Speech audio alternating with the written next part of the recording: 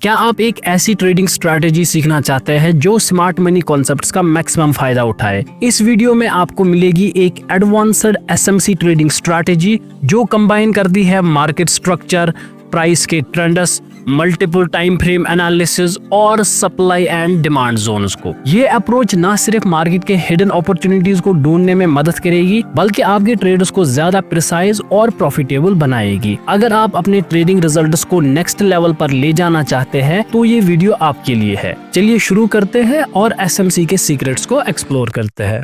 सबसे पहले यहाँ पर हम मार्केट स्ट्रक्चर को अंडरस्टैंड करेंगे, फिर धीरे धीरे आगे बढ़ते हुए हम अपनी स्ट्रैटेजी को बिल्ड करेंगे। तो यहाँ पर आप देख सकते हैं कि प्राइसेस ऊपर की डायरेक्शन में जा रहे हैं, फिर प्राइस नीचे आया, फिर जब प्राइसेस इस लो को क्रिएट करते हैं और उसके बाद फिर से ऊपर चले जाते हैं, फिर से नीचे आए, फिर से ऊपर चले जाते हैं। तो यहाँ पर आप देख सकते हैं कि एक सपोर्ट की फॉर्मेशन हुई है और इस सपोर्ट से प्राइसेस जो है वो ऊपर गए हैं और सिमिलरली यहाँ पर भी एक सपोर्ट की फॉर्मेशन हुई है। और इस सपोर्ट बनने के साथ साथ आप देख सकते हैं यहाँ पर जो पहला हाई बना था, इस हाई का ब्रेकआउट हुआ है। जब आपको दिखे कि किसी सपोर्ट से किसी प्रीवियस हाई का ब्रेकआउट हो रहा है तो हम इसको कहते हैं ब्रेक ऑफ स्ट्रक्चर, यानी कि BOS। और सिमिलरली आप देख सकते हैं कि यहाँ पर ऊपर भी एक ब्रेक ऑफ स्ट्रक्चर हुआ है।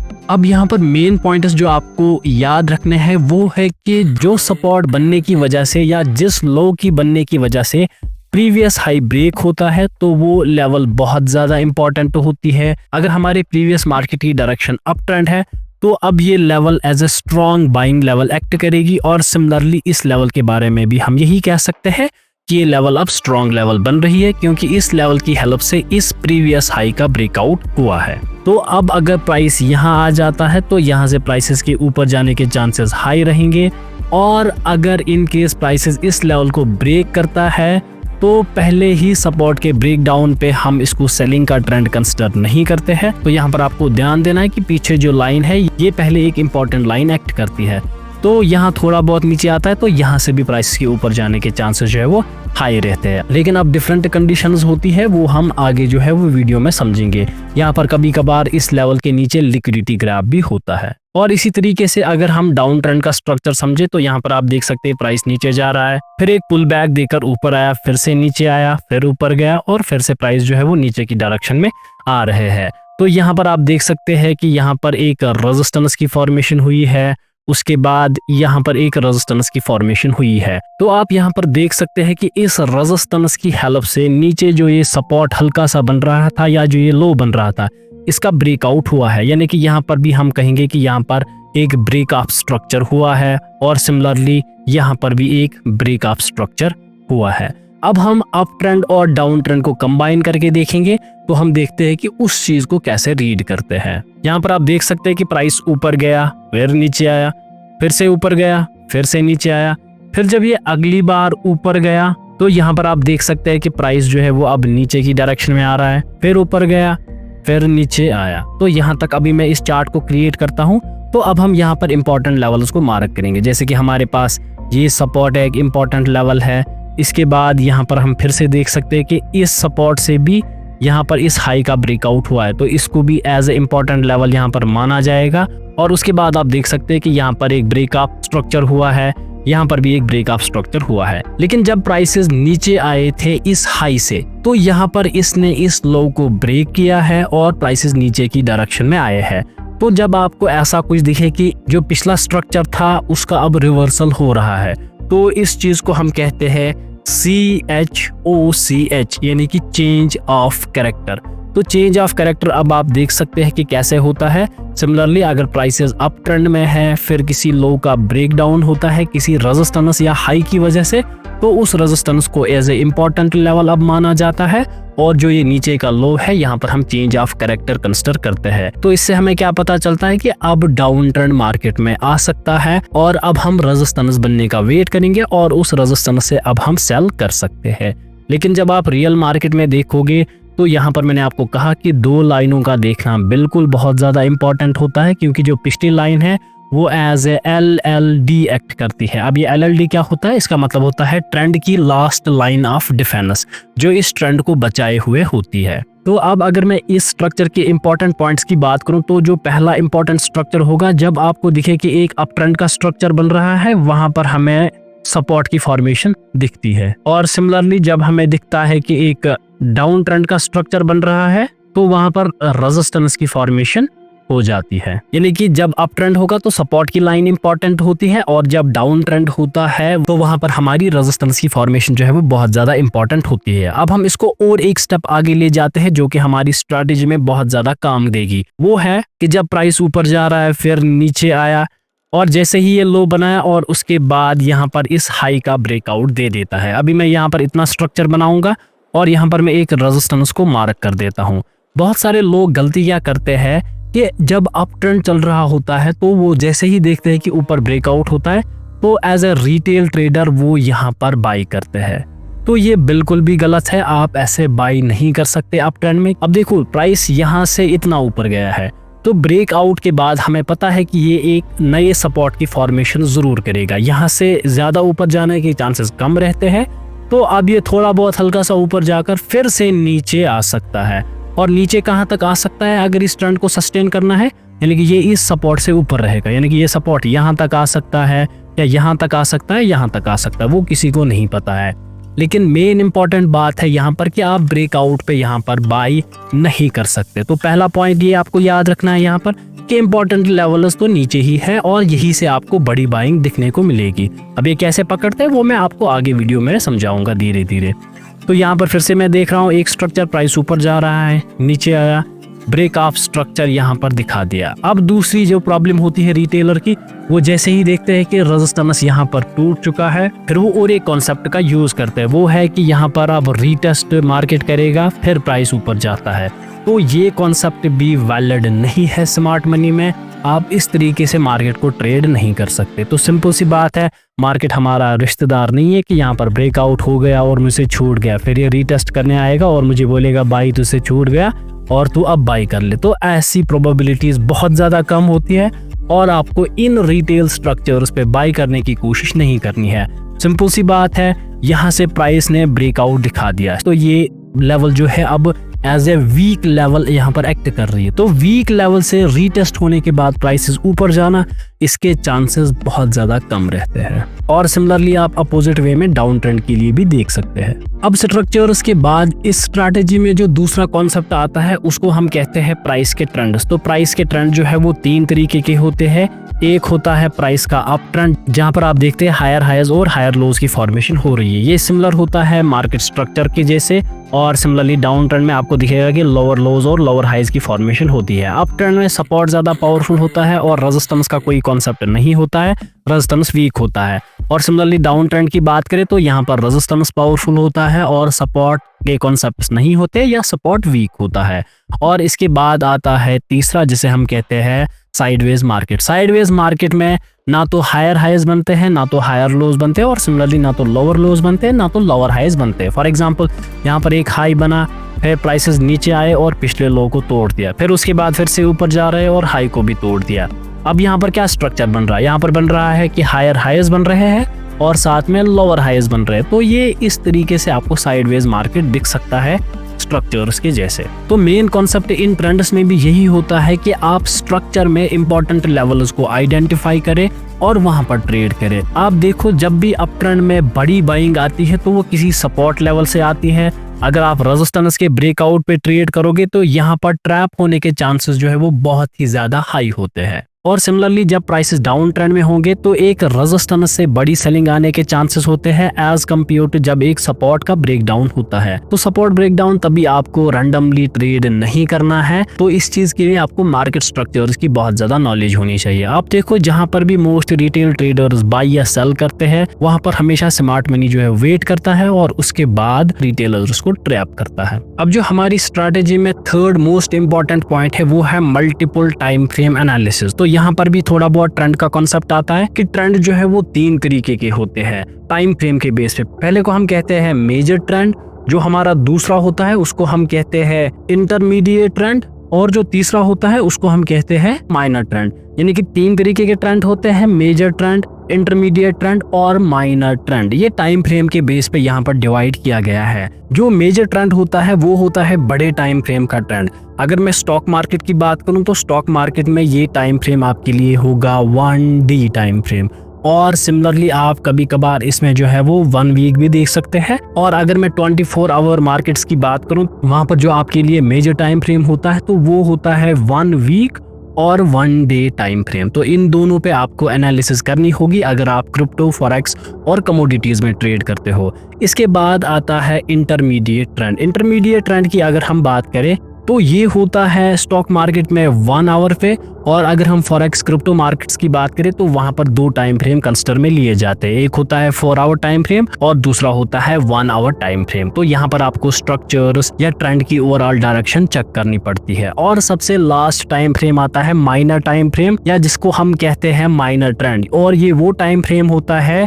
जहां पर हम अपनी एंट्रीज को बनाते हैं और थोड़ी बहुत एनालिसिस भी करते हैं। तो माइनर ट्रेंड की अगर हम बात करें स्टॉक मार्केट की टर्म्स में, तो यहाँ पर आपको 2 टाइम फ्रेम मिलेंगे। एक होगा 15 मिनट, या आप 5 मिनट्स के लिए जा सकते हो। और सिमिलरली क्रिप्टो मार्केट्स के लिए भी सेम रहेगा, या तो आप 15 मिनट्स यूज कर सकते हो और 5 मिनट्स यूज कर सकते हो। जब आप मल्टीपल टाइम फ्रेम एनालिसिस देखोगे तो सबसे पहले आपको अपनी एनालिसिस मेजर टाइम फ्रेम पे करनी है, यानी कि 1 वीक और 1 डे पे। यहाँ पर आप अपनी इंपॉर्टेंट लेवल्स मार्क कर सकते हो, और जो भी आपके सप्लाई एंड डिमांड जोन्स है वो भी आप देख सकते हो।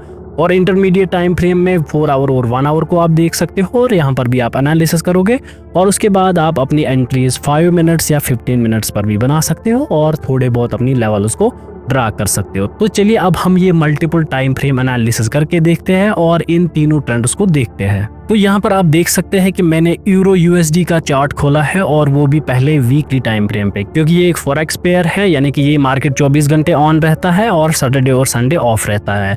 तो यहाँ पर आपको सबसे पहली जो एनालिसिस है वो वीकली टाइम फ्रेम पे करनी है, और यहाँ पर आपको सिंपल से लेवल्स ड्रा करने हैं, जैसे हाई कहाँ है, लो कहाँ है। फॉर एग्जांपल ये इसका अभी टॉप का पॉइंट है और इसका बॉटम का पॉइंट अभी यहाँ पर है। और इसके साथ साथ अगर मैं इंपॉर्टेंट लेवल्स की बात करूँ तो ये रही एक इम्पॉर्टेंट लेवल। इसके बगैर अभी यहाँ पर हम ज़्यादा कुछ देख नहीं सकते। तो यहाँ पर आपको अभी सप्लाई डिमांड जोन्स ड्रा करने की ज़रूरत नहीं है, वो ज़्यादातर आप 1 डे, 4 आवर या 1 आवर पे करेंगे। तो इसका कलर मैंने यहाँ पर रेड रखा, जो भी मैं मेजर टाइम फ्रेम की एनालिसिस करूंगा, यानी कि वीकली पे और डेली पे। इसके बाद मैं डेली पे आता हूँ और यहाँ पर हम अपने चार्ट को देखते हैं। तो यहाँ पर हम देख सकते हैं कि एक लेवल यहाँ पर भी है जो कि हायर टाइम फ्रेम्स की है, तो इसको मैंने रेड कलर से फिर से मार्क किया। और यहाँ पर एक इम्पॉर्टेंट लेवल है, और इसके बाद हम नीचे भी ड्रा कर सकते हैं, लेकिन अभी हम इसकी तरफ उतना ज़्यादा ध्यान नहीं देंगे। और मैं ट्रेंड की बात करूं तो वीकली टाइम फ्रेम पे और डेली टाइम फ्रेम के हिसाब से प्राइसेस जो है वो डाउन ट्रेंड में जा रहे थे, फिर प्राइसेस ने थोड़ी बहुत रिकवरी करके अब ये थोड़ा साइडवेज मार्केट में यहाँ पर घूम रहे हैं। तो ये इसकी लोवेस्ट रेंज है और ये इसका हाईएस्ट पॉइंट है। तो अगर ये इस लाइन को सीधे ही नीचे की तरफ ब्रेक करेगा तो सेलिंग उतनी ज़्यादा वैलिड नहीं होगी, क्योंकि उतना कोई खास स्ट्रक्चर नहीं बन रहा है। इसके बाद अब हम 4 आवर टाइम फ्रेम पे आएंगे, और 4 आवर टाइम फ्रेम पे जो भी हम अपनी एनालिसिस करेंगे वो हम ब्लैक लाइन से मार्क करेंगे। तो यहाँ पर हम देख सकते हैं कि ये एक इम्पॉर्टेंट एरिया है यहाँ पर, तो इसका कलर मैं यहाँ पर ब्लैक कर दूंगा, तो आपको थोड़ा फिर डिफरेंशिएट हो जाएगा कि हायर टाइम फ्रेम कौन है और लोअर टाइम फ्रेम कौन है। और सप्लाई डिमांड जोन्स की बात करें तो यहाँ पर मुझे एक सप्लाई जोन दिख रहा है जो कि हायर टाइम फ्रेम के की लेवल के आसपास है। तो इसको मैं थोड़ा बड़ा बना देता हूं, जो कि पिछला ग्रीन कैंडल है इसके बराबर। और सिमिलरली यहाँ पर अगर मैं बाइंग जोन की बात करूं तो यहाँ पर हल्की फुल्की हम बाइंग देख सकते हैं, तो इस जोन को भी हम as a demand zone mark कर सकते हैं। तो यहाँ पर अब सिंपल सी एनालिसिस है, यानी कि इस लेवल पे मैं थोड़ी बहुत रिजेक्शन एक्सपेक्ट कर सकता हूँ, और अगर ये सीधे ही ब्रेक करता है तो वो एक लिक्विडिटी हंट हो सकता है। फिर प्राइस यहाँ से फिर से नीचे की डायरेक्शन में इस डिमांड जोन की तरफ आ सकता है, और फिर यहाँ से जो मेरा जोन होगा मैं यहाँ तक बाइंग थोड़ी बहुत एक्सपेक्ट कर सकता हूँ। तो इम्पोर्टेंट लेवल्स की सारी बात होती है, तो स्ट्रक्चर बन रहा है तभी आप इन लेवल्स तक के बड़े टारगेट्स ले सकते हैं। इसके बाद हम नीचे आएंगे और एक टाइम फ्रेम पे जो कि 1 आवर का टाइम फ्रेम होगा, और 1 आवर के टाइम फ्रेम पे हम अपने सप्लाई एंड डिमांड जोन्स को मार्क कर सकते हैं। तो यहाँ पर हम देख सकते हैं कि नीचे एक डिमांड जोन है, इसके बाद यहाँ पर इस 4 आवर लाइन के आसपास एक सप्लाई जोन है यहाँ पर, तो इसका कलर मैं रेड कर देता हूँ, और इसकी जो अपर लाइनस है इसका कलर हम ब्लू रख देंगे ताकि हमें समझ आ जाए कि ये 1 आवर की लाइन है। और सिमिलरली यहाँ पर इसके ऊपर भी और एक सप्लाई जोन है तो यहाँ से प्राइसेस के रिजेक्शन होने के चांसेस जो है वो बहुत ज़्यादा है। जब मुझे 4 आवर टाइम फ्रेम पे दिखेगा कि ये सीधे ही ब्रेकआउट कर रहा है और फिर जैसे ही इस लाइन के ये हल्का सा नीचे आ जाएगा लोअर हाइज बनाकर, तो मैं इस लेवल के टारगेट के लिए जा सकता हूँ। फिर यहाँ से मैं एक एक्सपेक्ट बाइंग कर सकता हूँ। अब इसके बाद हम अपनी एनालिसिस जो है वो 5 मिनट्स टाइम फ्रेम पे करेंगे या 15 मिनट्स टाइम फ्रेम पे करेंगे, जहां पर हम अपनी एंट्रीज और एग्जिट्स को प्लान करेंगे। तो यहाँ पर आप देख सकते हैं कि 15 मिनट के हिसाब से यहाँ पर मुझे एक डिमांड जोन दिख रहा है और इसका कलर मैं पूरा ग्रीन कर दूंगा ताकि मुझे समझ आ जाए कि ये माइनर ट्रेंड है, यानी कि 5 मिनट्स और 15 मिनट्स का ट्रेंड है या 15 मिनट्स के जोन्स है। और सिमिलरली बात करें तो यहाँ पर इसका भी एक सप्लाई जोन है, लेकिन हमने इसको ऑलरेडी 1 आवर पे मार्क किया है। और यहाँ पर नीचे एक डिमांड जोन है तो उसको हमने 4 आवर पे मार्क किया है। अब देखो, जो कि हायर टाइम फ्रेम्स के जोन्स होते हैं वो ज्यादा वैलिड होते हैं as compare to lower time frames के जोन। अगर मैं यहाँ पर अपने ट्रेड्स की बात करूँ तो सिमिलरली मैंने कहा जब इसको टच करेगा तो डायरेक्टली सेल नहीं करना होता है। लिक्विडिटी ग्रैब किया, यहाँ पर थोड़ा बहुत ऊपर गया, फिर जब इस लाइन से नीचे आएगा तो यहाँ पर हम अपने सेलिंग ट्रेड्स को ओपन कर सकते हैं। इसके ऊपर मेरा स्टॉप लॉस रहेगा।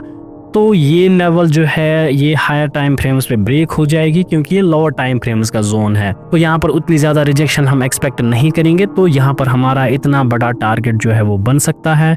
और सिमिलरली जब यहाँ पर नीचे आए और यहाँ पर पहले थोड़ी बहुत कंसोलिडेशन करे तो उसके बाद हम यहाँ से जब हायर लोज की क्रिएशन देखेंगे तो यहाँ पर भी हमारी एंट्री जो है वो बड़े टाइम फ्रेम्स के लिए बन सकती है और बड़े टारगेट्स के लिए बन सकती है। इसके बाद जब आप 15 मिनट देखो तो आपको 5 मिनट्स देखने की ज़रूरत नहीं है, या अगर आप 5 मिनट्स ही देखोगे तो वो भी वैलिड रहेगा। तो यहाँ पर अब आप देख सकते हो कि आपको ट्रेड करने के लिए कितने जोन्स मिल रहे हैं और आपका कितना एरिया यहाँ पर बन रहा है। लेकिन अब अगर आप स्मॉल जोन्स पे इन सपोर्ट एंड रेजिस्टेंस को ड्रा करेंगे या इंपॉर्टेंट जोन्स को सिर्फ ड्रा करेंगे तो फिर मुझे यहाँ पर भी एक रेजिस्टेंस लाइन देखने को मिल रही है, यहाँ थोड़ा बहुत सपोर्ट मिल रहा है और नीचे भी सपोर्ट है। तो ये आपको कंफ्यूज कर सकता है। आपका चार्ट क्लियर होना चाहिए। हायर टाइम फ्रेम्स से लोअर टाइम फ्रेम्स पे थोड़े ही जोन्स और लेवल्स आपको मार्क करनी है, जिससे आपकी एनालिसिस और आपकी एंट्रीज और आपके टारगेट्स जो है वो एक्यूरेट हो जाएंगे और आपको बड़े टारगेट्स मिलने की बहुत ज़्यादा उम्मीद रहेगी। तो यहाँ पर मैं अगर इस चार्ट को छोटा करूँ तो आप इस चार्ट को देख सकते हैं कि कहाँ पर हमारे इंपॉर्टेंट जोन्स है और कहाँ पर हमारी इंपॉर्टेंट लेवल्स है। मैं यहाँ पर भी नीचे सप्लाई डिमांड जोन्स मार्क कर सकता था, लेकिन अभी प्राइसेस जो है वो यहाँ पर है। तो मेरे लिए जो मोस्ट इंपॉर्टेंट जोन होगा वो इस लाइन से इस लाइन तक होगा। इसके ऊपर भी आप देख सकते हैं कि बहुत जोन्स है, लेकिन अभी मुझे यहाँ पर ऊपर उतना जाने की ज़रूरत नहीं है। अब जो हमारे स्ट्रैटेजी का लास्ट कंपोनेंट है वो है सप्लाई एंड डिमांड जोन्स। यहाँ पर मैं आपको सिखाऊंगा कि सप्लाई एंड डिमांड जोन्स को ड्रा कैसे करते हैं और ट्रेड कैसे करते हैं। फिर हम होल स्ट्रैटेजी को कंबाइन करके अपने लिए ट्रेड्स देखेंगे और इस स्ट्रैटेजी को और ज्यादा इंप्रूव कैसे किया जाता है वो सब चीजें देखेंगे। तो सबसे पहले मैं डिमांड जोन्स की बात करूँ तो इसके लिए मेन चीज रहती है या तो एक रिवर्सल होना चाहिए या तो एक अप ट्रेंड का स्ट्रक्चर होना चाहिए। तो यहाँ पर मैं एक सिंपल सा कॉन्सेप्ट आपको देता हूँ। फॉर एग्जाम्पल प्राइस नीचे आ रहा है, फिर थोड़ा बहुत ऊपर गया, फिर यहाँ पर नीचे आया और यहाँ से एक इम्पल्सिव मूव या एक बड़ा मोमेंट आया है, जिस रेड कैंडल के बाद बड़े बड़े ग्रीन कैंडल्स की फॉर्मेशन हुई है। तो उस रेड कैंडल को हम मार्क करते हैं ऊपर से नीचे तक, फिर हम अपने डिमांड जोन को स्ट्रेच करते हैं। तो फॉर एग्जांपल ये एक सिंगल रेड कैंडल हो सकता है या एक कंसोलिडेशन हो सकती है छोटे छोटे कैंडल्स की। जैसे कि यहाँ पर हम देख सकते हैं कि प्राइस यहाँ से थोड़ा बहुत ऊपर गया, फिर यहाँ पर रुका और फिर प्राइसेस सीधे ही जो है वो अप ट्रेंड की तरफ भाग रहे हैं। तो यहाँ पर दो डिमांड जोन्स को हम ड्रा कर सकते हैं। पहले यहाँ पर के एक कंसोलिडेशन थी और इस कंसोलिडेशन के बाद यहाँ पर प्राइसेस जो है वो सीधे ऊपर की डायरेक्शन में गए हैं। तो ये हमारा एक डिमांड जोन रहेगा। और इसके बाद यहाँ पर आप देख सकते हो जैसे ही प्राइस नीचे आए एक रेड कैंडल बना और उसके बाद प्राइसेस जो है वो सीधे ऊपर की डायरेक्शन में गए हैं। तो ये क्योंकि 4 आवर टाइम फ्रेम है तब भी यहाँ पर मैं इतने बड़े कैंडल्स को वैलिड मान रहा हूँ। तो यहाँ पर हम इस कैंडल को मार्क करेंगे जिसका कलर मैंने ब्लैक रखा है यहाँ पर। तो आप अपने हिसाब से कैंडल्स का कलर भी चूज कर सकते हो। तो ये मेरे लिए एक वैलिड डिमांड जोन होगा। इसके बाद सप्लाई जोन्स की बारी आती है। तो सप्लाई जोन्स की अगर हम बात करें तो सिमिलरली स्ट्रक्चर पे सारा कुछ डिपेंड करता है। पहले प्राइसेस नीचे गए, फिर थोड़ा बहुत ऊपर गया, फिर नीचे, फिर थोड़ा बहुत ऊपर और यहाँ से फिर एक इम्पल्सिव मूव नीचे की डायरेक्शन में आता है। तो यहाँ पर भी सिमिलर कॉन्सेप्ट रहेगा। या तो फास्ट डाउन मूव आने से पहले जो ग्रीन कैंडल होगा उसको हम मार्क करेंगे, या अगर कंसोलिडेशन होगी तो उसको हम मार्क करेंगे जोन से।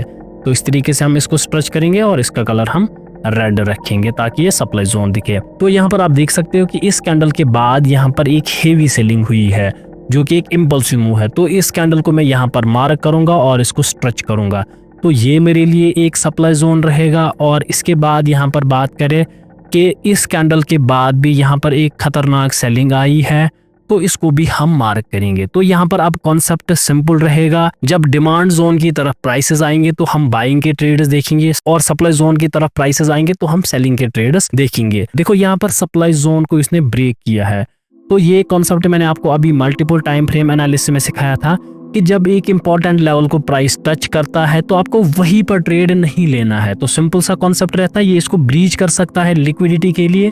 तो मोस्ट वैलिड एंट्री आपकी तब बनती है जब लिक्विडिटी ग्रैब करने के बाद प्राइसेस नीचे आ जाते हैं और इस लेवल को तोड़ देता है, अब वो एक एंट्री होती है। और दूसरी एंट्री होती है कि प्राइस जो है वो इस लेवल पे आ रहा है, थोड़ा बहुत रुक रहा है, अगर रुक नहीं रहा तो हल्का फुल्का एक लोअर हाइज की क्रिएशन कर रहा है, तो वो आपके लिए दो ट्रेड्स जो है वो बहुत ज्यादा वैलिड होते हैं सप्लाई जोन के आसपास। और बाइंग जोन के आसपास बात करूं तो यहाँ पर भी लिक्विडिटी ग्रैब कर सकता है, फिर जब ऊपर जाएगा तो यहाँ पर बाई किया जाएगा। और दूसरा कॉन्सेप्ट, लिक्विडिटी ग्रैब करने के बाद या टच करने के बाद जब ये इसी के आसपास हायर लोज की क्रिएशन करेगा, और ये हायर लोज आपको देखने हैं लोअर टाइम फ्रेम्स पे। जैसे कि यहाँ पर आप देख रहे हो, अभी मैं 4 आवर टाइम फ्रेम पे एनालिसिस कर रहा हूँ, तो 4 आवर पे मैं इतना ज्यादा वेट नहीं कर सकता हायर लो बनने का। तो इसी चीज को फिर हम देखेंगे लोअर टाइम फ्रेम्स पे, यानी कि माइनर ट्रेंड पे, या देखेंगे इंटरमीडिएट ट्रेंड पे। अगर मुझे वहां पर कंफर्मेशन मिल रही है तो मैं अपने बाइंग के ट्रेड्स को एग्जीक्यूट कर सकता हूँ। जैसे कि यहाँ पर भी हम देख सकते हैं कि हायर लोज की क्रिएशन हुई है, फिर से हायर लोज की क्रिएशन हुई है, तो बाइंग अभी वैलिड है इस जोन तक। हम इसी चीज को लोअर टाइम फ्रेम्स पे अगर देखें, यानी कि 4 आवर से मैं 1 आवर पे आ जाऊंगा, तो 1 आवर पे आप देख सकते हैं कि जैसे ही इस जोन को यहाँ पर तोड़ा गया, मैंने आपको कहा कि सेलिंग वैलिड नहीं होगी क्योंकि प्राइसेस ऑलरेडी बहुत ज्यादा गिर चुके हैं। उसके बाद प्राइसेस ने हायर लो बनाए। As a advance level trader आप यहाँ पर एंट्री ले सकते हो, इसके नीचे स्टॉप लॉस रख सकते हो, एक ये रहेगा। और दूसरा, अगर आप एक बिगनर हो तो जैसे ही ये लेवल यहाँ पर ऊपर की तरफ टूटा है तो आपका स्टॉप लॉस इसके नीचे रहेगा, फिर आप अपनी एंट्री यहाँ पर बना के अपना टारगेट इस लेवल के आसपास रख सकते हो। फिर आप देखो प्राइस नीचे आया है, फिर से हायर लोज की क्रिएशन करके अब प्राइस जो है वो अभी यहाँ पर कहीं है, यानी कि इस लेवल तक हम अभी अपनी बाइंग देख सकते हैं। और इससे भी ज्यादा वैलिड पॉइंट रहता है जब आप इसी सप्लाई या डिमांड जोन्स को और लोअर टाइम फ्रेम पे कंफर्म कर, जैसे कि प्राइस ने इसको तोड़ दिया, सेलिंग वैलिड नहीं है, फिर से ऊपर गया, यहाँ पर नीचे आया, तो अभी भी हम सेल नहीं देख सकते। फिर उसके बाद आप देखो यहाँ पर हायर लोज की क्रिएशन की, फिर से हायर लो, फिर से हायर लो, और एक तो यहाँ पर टूट चुका है, एंट्री वैलिड है, और दूसरा यहाँ पर टूट चुका है, तो एंट्री दोनों जगह यहाँ पर वैलिड हो जाती है। आप देखो उसके बाद इस स्टॉप लॉस जोन की तरफ प्राइसेस जो है वो नहीं आए हैं। तो इस तरीके से आप अपनी एंट्रीज बना सकते हो। और सप्लाई जोन की बात रही तो यहाँ पर भी आप देख सकते हो प्राइस ऊपर गया, फिर से ऊपर गया, यानी कि बाइंग अभी वैलिड हमारी नहीं हो रही है। उसके बाद यहाँ पर तोड़ दिया, सेलिंग वैलिड है।